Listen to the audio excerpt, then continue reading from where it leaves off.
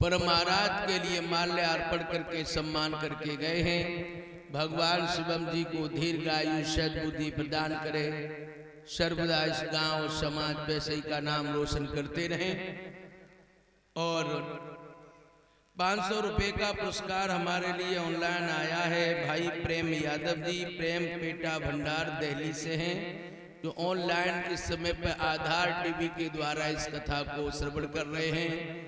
आधार TV के सभी दर्शकों को ढेर सारा प्यार और इस दीपावली के शुभ अवसर पर शुभकामनाएं भी हैं। पर महाराज आपके जीवन पर मंगलमय कृपा करता रहे, प्रेम जी का व्यापार व्यवहार सर्वदा बढ़ता रहे। बोली आनंद कंद भगवान की जय हो। कैसे चलेगा राज? सुनो पिताजी कैसे चलेगा। देखो बहना क्या बोला है वो बूढ़े बाप से, जब कोई किसी की ना माने तो हाल मान गए डंडे से, दुनिया नूर कोई अकड़ा बकड़ा पाम जमावे डंडे से, विद्या नहीं अध्यापक की बात बनावे डंडे से, राजकुमार का तुर घुड़िया को नाच नचावे डंडे से, कंसुराज पर जाके होते गाने लावे डंडे से।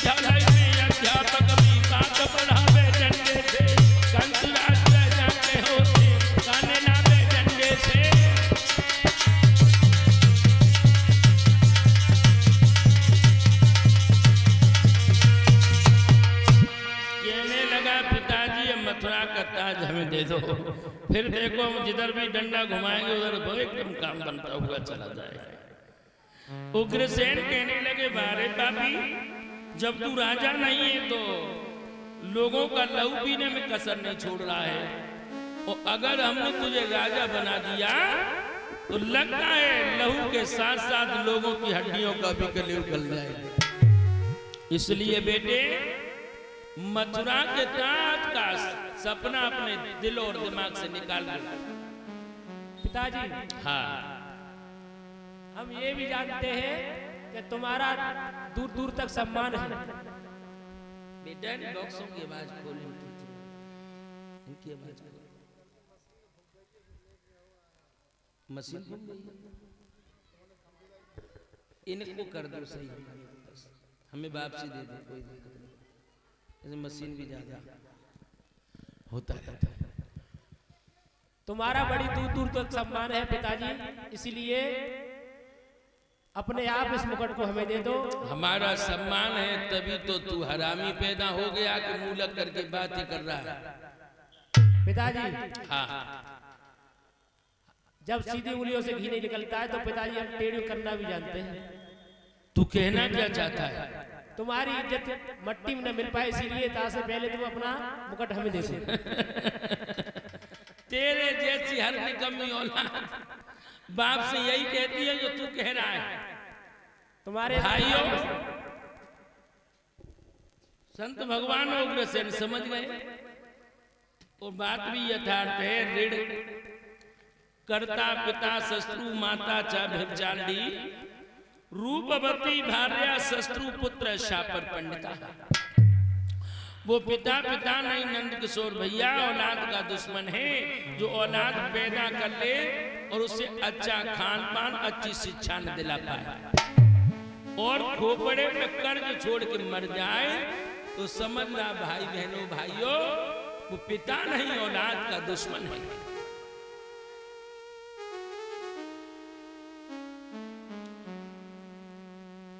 माता चा व्यभिचारिणी समझना बहनाओ, माता का चरित्र आचरण अच्छा नहीं है तो बहु औलाद की दुश्मन है, क्योंकि समाज में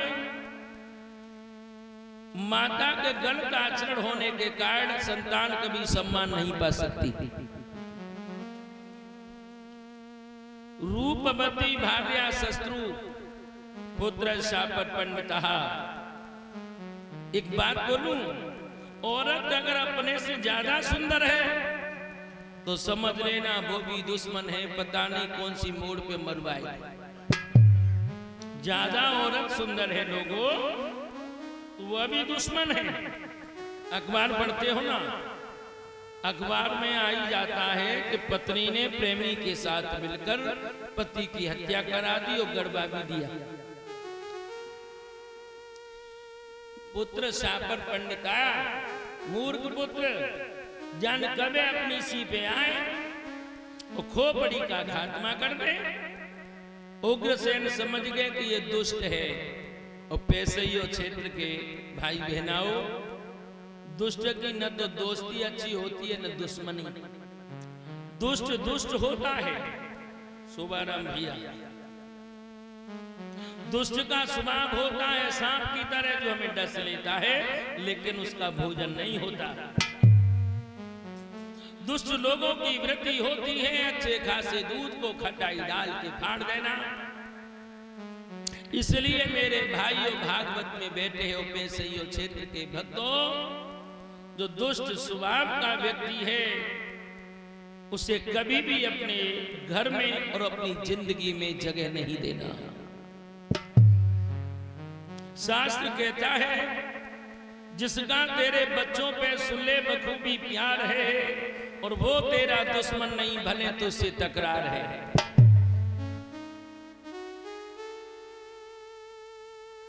बेशक व्यक्ति आपसे बेमनस्ता रखता है, अगर तुम्हारी संतान को भटका नहीं रहा है, जुआ नहीं पिला रहा है, शराब नहीं खिला रहा है, दुर्व्यसन उसके अंदर नहीं डाल रहा है, तो समझ लेना ये हमारा बैरी नहीं है।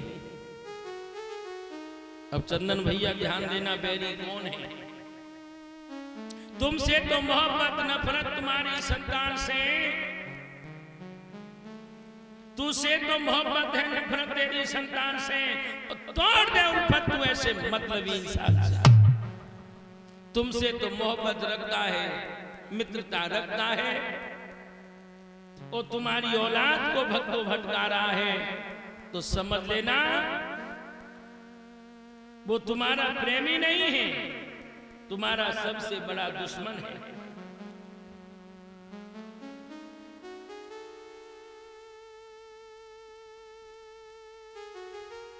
इसलिए मेरे भाइयों, मैं आपसे एक निवेदन करके जाऊंगा पैसेयो क्षेत्र के भक्तों, जहां भी मन करे वहां दुश्मनी कर लेना। जरा ध्यान से सुनिएगा, जहां भी आपका जीवन में मन हो उस व्यक्ति से दुश्मनी कर लेना। दुश्मनी रखते बगैर ये मत सोचना कि आदमी बड़ा है कि होदा वाला, कि छोटा है। लेकिन मेरे प्यारे, मेरी माताओं, मेरी बेटियों, युवाओं, मित्रता हर किसी से मत करना।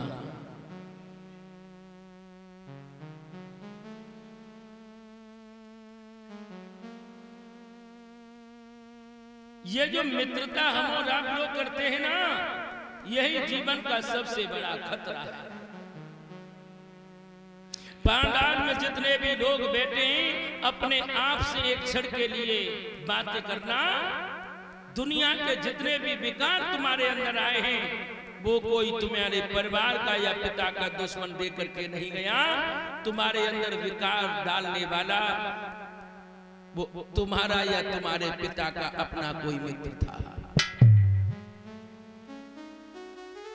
जो लोग शराब का सेवन करते हो, वो आज शाम को जाके घर में मनन करना चारपाई पे कि जब पहली बार शराब का जाम हाथ में थमाया था तो वो कोई मेरे परिवार या पिता का दुश्मन था कि हमारा कोई अपना प्रेमी था। तो आप पाएंगे कि वो कोई गैर नहीं था, हमारा ही अपना ही कोई प्रेमी मित्र था। जितने भी विकार हैं इसलिए मेरे भाइयों,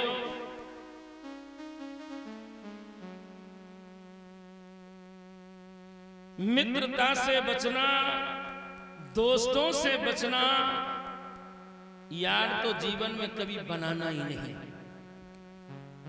इन तीनों से सावधान रहना। इन तीनों के लिए अपने जगह दिल में, जिंदगी में कभी मन देना। अगर समर चैतन्य की बात मानते, कथा की बात मानते हो, अगर जीवन में बनाना है तो जीवन में सखा बनाना। सुदामा जी कृष्ण के मित्र नहीं थे, सुदामा जी कृष्ण के सखा थे। सखा कौन होता है? सखा दिति इति सखा, जो मरने से जन्मने तक, खाने से सोने तक, जो जन्म से मरण तक हमारा साथ देता है, वो हमारा सखा होता है। वो मित्र कौन होता है बताऊं? इत्रम इति मित्रम। जैसे भाइयों इत्र की खुशबू ही रहती है ना, जैसे इत्र की खुशबू ही होती है संत भगवानों, वकील साहब, ऐसे ही मित्र होता है। जब तक आपकी खुशबू ही है, आप पर धन और धान्य है, तब तक वो आपके साथ है। और जिस दिन आपकी खुशबू, यश, कीर्ति खत्म हो गई, वो तुम्हें ढूंढा नहीं मिलेगा। दोस्त कौन होता है? ददाती तो दोस्त है। जब तक आप देते रहो तब तक वो तुम्हारा दोस्त है, और ज्यादा लेने के लिए हाथ बढ़ाया, उसी समय पे दोस्ती खत्म। वो यार जानते हो, ब्यारम यारम, जैसी बयान चलती है वैसा ही बरसात। आपकी विजय हो गई तो जय जयकार लगाना है, वो आप जीवन में कहीं हार गए, ऐसा तो होना ही था। देखते ना लोग झंडा बदल लेते हैं। ये सब यार हैं। ये जितने भी नेता हैं ना लोगों, ये यार की श्रेणी में आते हैं। आज इस पार्टी के झंडा उठा रहे हैं, कल इसका ग्राफ घटा, उसका बढ़ा, तो वो उधर शामिल। अब बताओ इनका कोई भरोसा है? इसलिए मेरे भाइयों बेटियों, सखा बनाना कृष्ण को द्रौपदी की तरह, सखा बनाना मेरे भाइयों कृष्ण को सुदामा की तरह। सुदामा ने कृष्ण को सखा बनाया, अर्जुन ने कृष्ण को सखा बनाया, रणक्षेत्र में विजयी हो गया। और बेटियों, ये बात में खासकर इसलिए कह रहा हूं भाइयों, ये दोस्ती है, यारी ये कोई नहीं है। इनसे बहुत सावधान रहना। अपने घर में हर किसी को बैठने की जगह नहीं देना। और एक और बात कह दूं, हमारे घर में जो लोग बैठते हैं, कभी विचार करना, मित्र बनकर के हमारे जीवन में वो घर में आते हैं, वो मौका मिलता है तो हमारी बहन बेटी का धर्म डिगा करके चले जाते हैं। इसलिए ये कथा बहुत कुछ सिखाती है। इन बेटियों से भी कह रहा हूं, आजकल इंस्टाग्राम की दुनिया है, सोशल मीडिया का जमाना है। नौजवान युवकों से भी एक सलाह दूंगा, ये इंस्टाग्राम पर, फेसबुक में, व्हाट्सएप की दुनिया में